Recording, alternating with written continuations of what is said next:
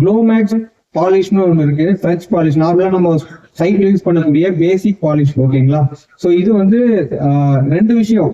மார்க்கெட்ல இருக்கக்கூடிய மற்ற கம்பெனில இருக்க பாலிஷ்க்கும் இதுக்கும் உள்ள வித்தியாசம் என்னன்னா, ஒன்னு ஷைனிங். இன்னொரு மெயின் விஷயம் என்னன்னா, இந்த ப்ராடக்ட் ஃபர்ஸ்ட் நம்ம ஊர்ல தான் ட்ரையல் எடுத்து அதுக்கப்புறம் லான்ச் பண்ணுவோம்.